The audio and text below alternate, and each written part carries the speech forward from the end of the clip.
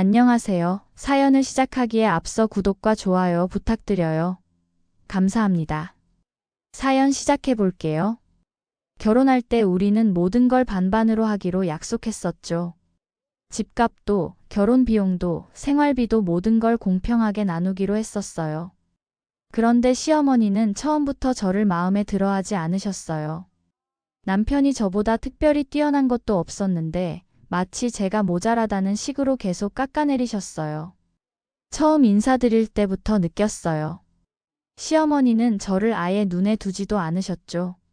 남편과 이야기할 때는 그렇게 다정하게 웃으시면서도 저에게는 시선조차 제대로 주지 않으셨어요. 마치 투명인간 취급하시는 것 같았죠. 명절 때 시댁에 가면 더욱 노골적이었어요. 다 같이 모여 있어도 며느리들은 쳐다보지도 않으시고 오직 아들들만 끼고 도셨어요. 형님과 저는 마치 심부름꾼 취급받았죠. 상 차리고 설거지하고 음식 준비하는 건 당연히 며느리들 몫이었는데 시어머니는 아들들하고만 이야기하시고 저희는 아예 없는 사람 취급이었어요. 남편에게는 형이 있었어요. 아주버님은 사업을 하고 계셨고 결혼해서 아이도 둘이나 있으셨죠. 시어머니에게 아주버님은 마치 자부심 그 자체였어요.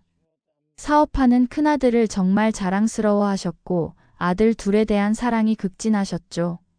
형님과 저는 오히려 사이가 좋았어요. 형님도 시어머니의 편애와 무시에 지치셨던 분이셨거든요. 시어머니는 본인 아들만 챙기고 형님은 마치 종처럼 대하셨어요. 늘 아들 밥 잘 차려주는지 건강은 어떤지 확인하는 전화를 하셨지만 정작 며느리들의 안부는 한 번도 물어보지 않으셨어요. 가족 모임 때마다 느꼈어요. 시어머니는 아들들 옆에 딱 붙어 앉아서 이것저것 챙겨주시면서도 마치 우리는 가족이 아닌 외부인처럼 대하셨어요. 결혼한 지 2년이 다 되어갈 무렵 아주버님 사업에 문제가 생겼어요. 처음에는 작은 어려움인 줄 알았는데 시어머니가 자꾸 남편에게 돈을 부탁하기 시작하셨어요. 남편은 망설임 없이 대출을 받아서 아주버님께 돈을 빌려줬어요. 저와 상의도 없이 말이에요. 저는 당연히 화가 났죠. 그런 큰 돈을 함부로 결정할 수는 없는 거잖아요. 그런데 남편은 제가 왜 그런 말을 하는지 이해하지 못하겠다는 표정이었어요. 가족 일인데 뭘 그렇게 따지냐면서요. 그런데도 아주버님 사업은 점점 더 어려워졌고 급기야 시어머니는 저에게까지 돈을 부탁하기 시작하셨어요. 정말 부탁이라고 하기도 민망했어요. 마치 제게 돈을 맡겨둔 것처럼 너무 당연하게 말씀하시는 게 어이가 없었죠. 시어머니에게 저는 그냥 아들을 위해 봉사해야 할 존재일 뿐이었던 거예요. 저는 계속 거절했어요. 남편이 대출까지 받아서 해주는 것도 솔직히 내키지 않았거든요. 형님이 몰래 저에게 전화를 하셔서 돈 해주지 말라고 당부하시기도 했어요. 형님은 사업을 이만 정리했으면 싶은데 아주버님이 자꾸 붙잡고 있다면서 이렇게 계속 돈만 부으면 더 큰 구멍만 날 거라고 하셨죠. 형님은 현실을 정확히 보고 계셨어요. 하지만 시어머니는 큰아들에 대한 맹목적인 사랑 때문에 판단력을 잃으셨던 거죠. 점점 남편과 저도 돈 문제로 다투는 날이 많아졌어요. 아무리 시어머니 부탁이고 형 일이라고 해도 대출을 저와 상의도 없이 받아서 빌려주고 솔직히 갚는다는 보장도 없는데 말이에요. 결국 남편이 갚으면서 생활비도 제대로 주지 않으니 저도 힘들었어요. 남편은 그게 왜 잘못된 건지 전혀 몰랐어요. 가족이니까 당연히 도와야 한다면서 제가 거절하면 매정하다고 했어요. 마치 자신의 진짜 가족은 시어머니와 형인 것처럼 말했어요. 그럼 저는 뭐죠? 그렇게 독립하지도 못할 거면 뭐 하러 결혼을 했는지. 정말 무책임하다는 생각이 들었어요. 이런 일로 자주 다투다 보니 지쳤어요. 제가 벽에 대고 이야기하는 것 같고 대화가 통하지 않았어요. 시어머니가 남편을 어릴 때부터 그렇게 키우신 거겠죠. 엄마 말씀은 무조건 옳고 형은 무조건 도와야 하고 독립적인 사고는 전혀 하지 못하는 사람으로 말이에요. 그런데 결국 아주버님 사업이 망하기 직전이라면서 시어머니가 갑자기 말도 안 되는 제안을 하셨어요. 우리 집을 팔아서 큰아들을 도와주자는 거였어요. 그리고 우리는 시댁에 들어와서 같이 살면 된다면서 그럼 우리도 대출 없이 집 생기고 좋은 거 아니냐고 하셨죠. 무슨 말 같지도 않은 소리를 그렇게 정성스럽게 하시는지. 시어머니에게는 며느리들의 의견이나 감정 따위는 전혀 중요하지 않았어요. 오직 큰아들, 장남을 살리는 것만이 최우선이었죠. 이대로는 안 되겠더라고요. 결국 저는 남편에게 정하라고 했어요. 저는 절대로 시댁에 들어갈 생각도 없고 우리 집 팔아서 도와주는 꼴도 못 본다고 그렇게 하고 싶으면 이혼 서류부터 가져오라고 했어요. 농담이나 협박이 아니었어요. 정말 진심이었죠. 그런데 다음 날 남편이 정말로 이혼 서류를 가져왔더라고요. 어이가 없었어요. 결국 자기 가족밖에 모르는 등신이었던 거죠. 우리는 이혼을 진행했고 집은 내놨어요. 재산 분할 과정에서 남편이 형에게 빌려준 돈 때문에 다시 한번 다퉜지만 결국 집은 팔아서 나눠 가지게 되었죠. 집이 팔리자마자 저는 시댁에 남편 짐을 보냈어요. 그리고 시어머니에게 문자를 보냈죠. 어머님, 귀한 아들 짐 보냅니다. 앞으로 아들 둘 끼고 행복하게 사세요. 그러자 시어머니에게서 전화가 왔어요. 이게 무슨 소리냐면서 정말 격앙되어 계셨죠. 저는 담담하게 말씀드렸어요. 제가 제 집 팔면서까지 아주버님 도와드릴 생각도 없고 시댁에 들어가 살 생각은 더더욱 없다고 저희는 이혼 진행 중이니 다시는 뵐 일 없었으면 좋겠다고 말이에요. 그러자 정말 난리가 났어요. 네가 뭔데 자기 아들을 이혼남 만드냐면서 자기 아들 인생 망쳐놨다고 별 욕을 다 하시더라고요. 정말 어이없었어요. 자기가 아들 인생 망친 건데 말이에요. 결국 저는 오피스텔을 얻어서 지내고 있어요. 혼자 사는 게 이렇게 평온할 줄은 몰랐어요. 더 이상 시어머니 눈치 볼 일도 없고 남편과 돈 문제로 다툴 일도 없으니까요. 뒤늦게 안 사실인데 결국 아주버님 사업은 쫄딱 망해서 빚만 잔뜩 졌다고 하더라고요. 결국 밑 빠진 독에 그렇게 정성스럽게 물을 부은 거였죠. 시어머니도 자기 집을 담보로 대출 받아주고 남편도 총 7천만 원이나 대출 받았는데 말이에요. 아주버님은 집도 경매에 넘어갔고 형님과도 이혼하게 됐어요. 지금은 아주버님과 남편이 시어머니 집에서 같이 산다고 해요. 정말 시어머니는 두 아들 끼고 살게 된 거죠. 두 아들 다 이혼남이 되어서 말이에요. 생각해보면 시어머니는 정말 독특한 분이셨어요. 며느리들은 아예 가족으로 생각하지 않으셨거든요. 우리는 그냥 아들들을 모시고 살림하는 일군 정도의 존재였던 것 같아요. 명절 때 특히 그런 게 노골적으로 드러났었죠. 큰 상에 음식을 차려놓고 다 같이 앉으면 시어머니는 오직 아들들하고만 이야기하셨어요. 아주버님이 뭐 먹고 싶은지, 둘째는 요즘 회사에서 어떤지 그런 것들만 물어보시고 저희 며느리들은 정말 공기 같은 존재였어요. 저희가 대화에 끼어들려고 하면 눈빛으로 제지하셨죠. 마치 주제 파악 못하는 것처럼 쳐다보시면서 말이에요. 그러면서도 아들들에게는 그렇게 다정하게 웃으시고 뭐든지 다 해주려고 하셨어요. 형님도 그런 상황이 힘드셨던 것 같아요.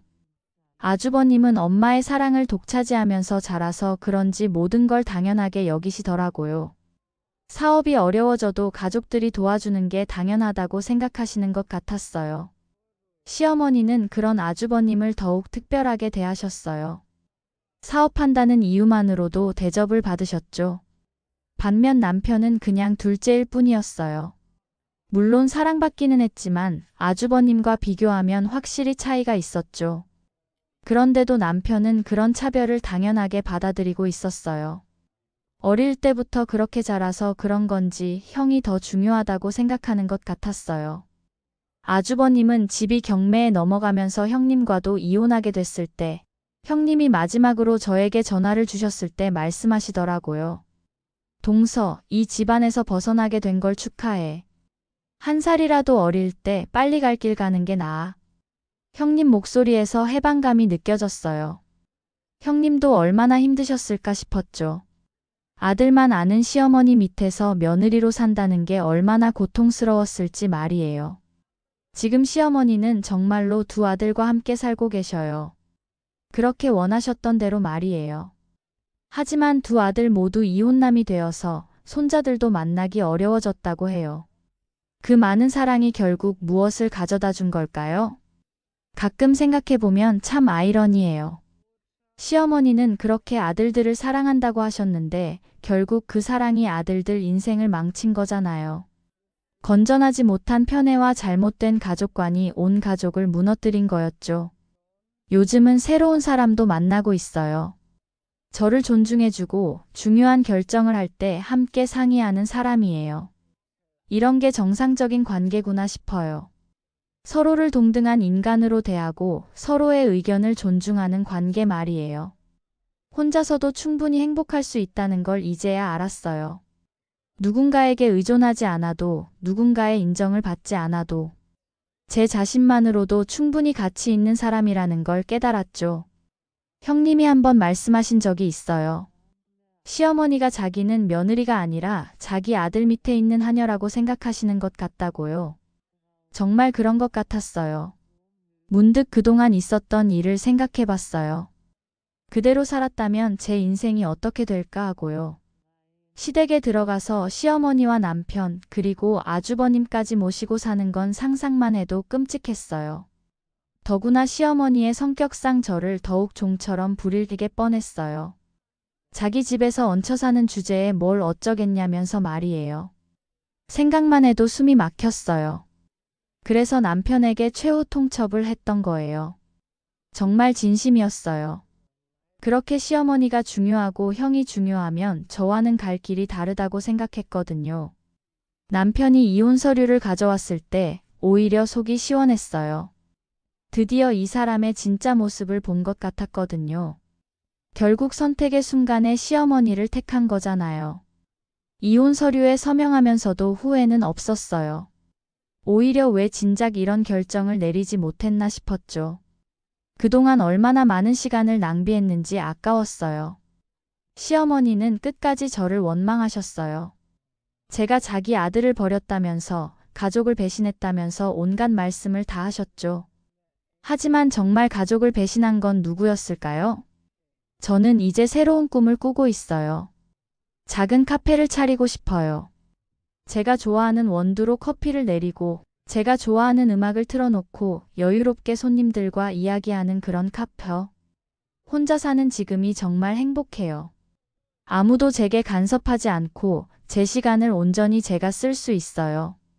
보고 싶은 영화 보고, 읽고 싶은 책 읽고, 만나고 싶은 사람들 만나면서 살고 있어요. 가끔 부모님이 물어봐요. 이혼하고 나서 후회 안 하냐고요. 전혀요. 오히려 왜 그렇게 오래 참았나 싶어요. 결혼이라는 이름으로 얼마나 많은 것들을 참아왔는지 이제야 깨달았어요. 남편에게서 가끔 연락이 와요. 다시 생각해 볼 수 없냐면서요. 하지만 답장하지 않아요. 이미 끝난 일이니까요. 그리고 지금의 남편을 보면 여전히 시어머니 말에 휘둘리며 살고 있더라고요. 전혀 변하지 않았어요. 이제 와서 생각해보니 남편도 참 불쌍한 사람이었어요.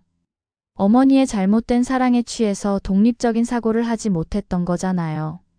부모가 시키는 대로, 부모가 원하는 대로만 살다가 결국 자신의 인생까지 망친 거예요. 하지만 저는 거기에 끌려갈 수 없었어요. 제 인생은 제가 책임져야 하니까요. 다른 누군가의 꿈이나 욕심을 위해 제 인생을 포기할 수는 없었어요. 지금 제가 사는 오피스텔은 작지만 아늑해요. 제가 좋아하는 대로 꾸미고 제가 원하는 시간에 자고 일어나고 제가 먹고 싶은 음식을 해 먹어요. 아무도 제게 간섭하지 않아요. 앞으로 어떤 일이 벌어질지 모르지만 적어도 제 선택에 대해서는 후회하지 않을 거예요. 제가 내린 결정이니까요. 다른 누군가의 강요나 조작이 아닌 온전히 제 의지로 내린 결정이니까요. 그게 바로 진짜 자유가 아닐까 싶어요. 시어머니가 그렇게 집착했던 가족이라는 이름의 속박에서 벗어나서 진정한 나 자신으로 살아가는 건 말이에요. 제 긴 이야기를 끝까지 들어주셔서 감사합니다. 구독과 좋아요, 알림 설정까지 잊지 마세요.